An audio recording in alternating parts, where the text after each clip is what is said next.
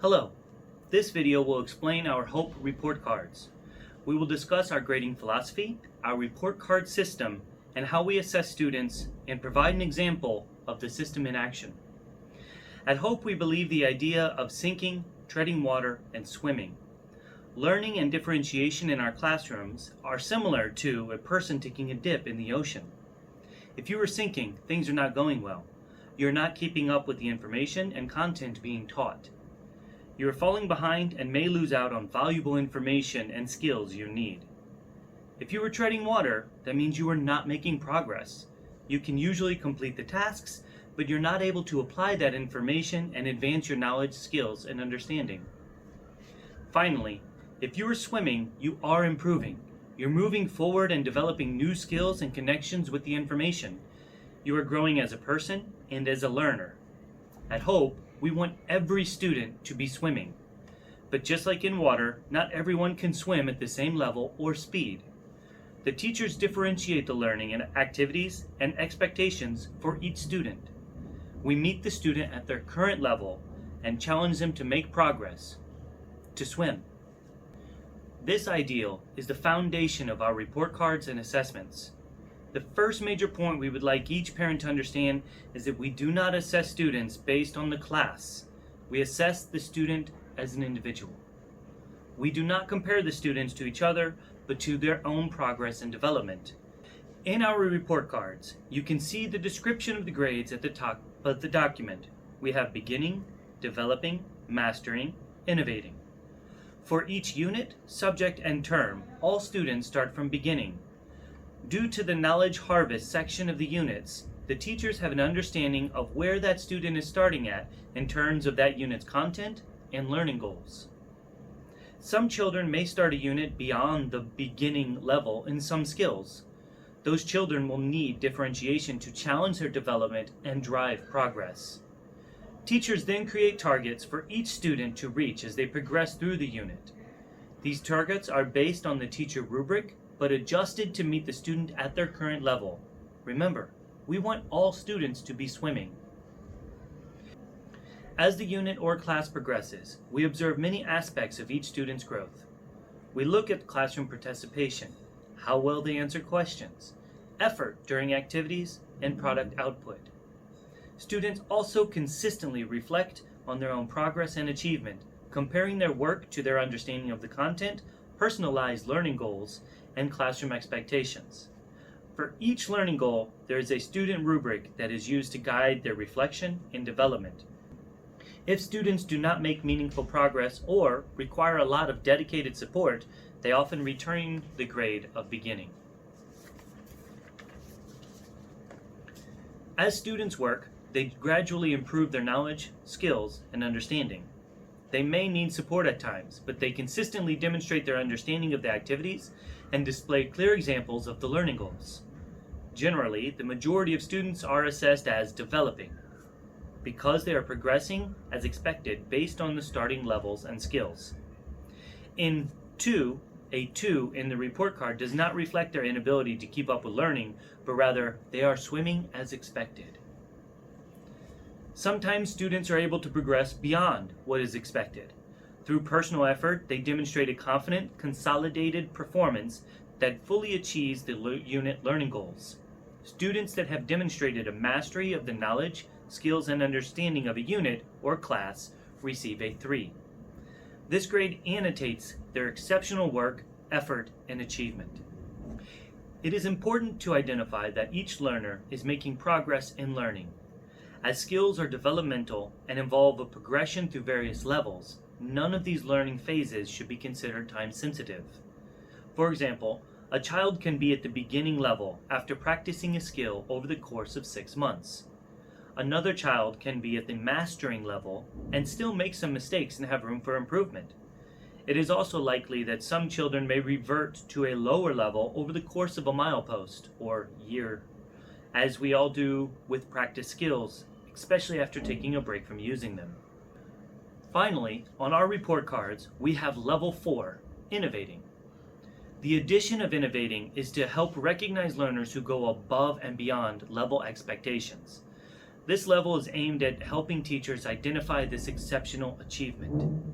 Level 4, Innovating, goes beyond mastering and is benchmarked against a broad range of grade level expectations. It is not featured on the student rubric as it is only for the teacher to determine and is a direct result of student-initiated learning rather than direct taught learning. A student may achieve a 4, but it is purposefully designed by the IPC and IMYC to be extremely rare. It is important for all parents to understand that these levels do not directly translate to a simple A, B, C, D, F system. Even a 2 can be an equivalent to an A or B in a public school, as they are making expected progress and achieving the learning outcomes. We determine the grades based on the following criteria: student growth versus their starting point, classroom participation, how well they are able to answer questions and engage with the content, personal effort during activities, product output, especially during recording activities and exit points, classroom tests, quizzes, and other standard assessments, student self-assessment, and character development. The combination of these factors help us determine the most growth-appropriate grading level for each student. Remember, we are not assessing the class, but the individual. The comments are often a key point of a report card as they can provide the context for the grades and the student's achievement. Finally, let's look at an example of the 4 levels in action. Good morning, students. This unit has been about habitats, and for the exit point, you were to design and build a birdhouse. The learning goals for this unit were know about the basic conditions needed for living things to survive, be able to design and build a simple habitat for an animal to survive, and understand that different animals have different survival needs. I'm looking forward to your presentations. Let's get to it. So my house went cause I forgot to put them together and I didn't really finish a lot and I needed a lot of time finishing them. So me and my partner finished the base of the house, but we didn't really give the door for the bird and we just have this slam for the roof, but I think we both need extra time to finish it. So both of our partners did pretty well in this house, but there are extra things that we should have been careful of, like measurements right here, and the hole might be a little bit too small for the bird. But overall, I think we did pretty good.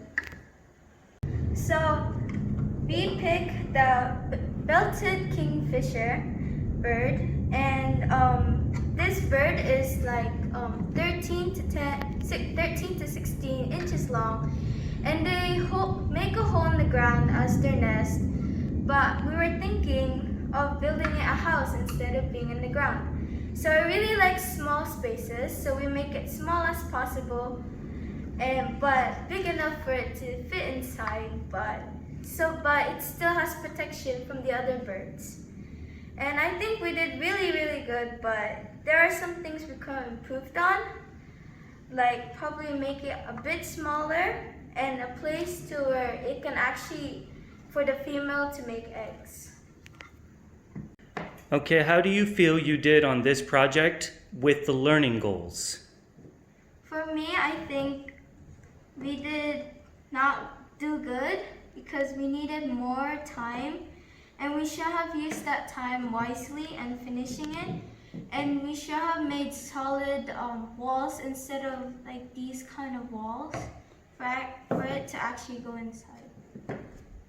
So how about your reflection? We should have done more research about the bird and how big it can grow, and like how the female would like live and how many eggs they can lay, because I think this might be a bit small for the bird, and we should have used the time wisely instead of like arguing with some of the designs we were actually thinking of trying to do, but not actually finishing it. So, please give me your reflection of the project.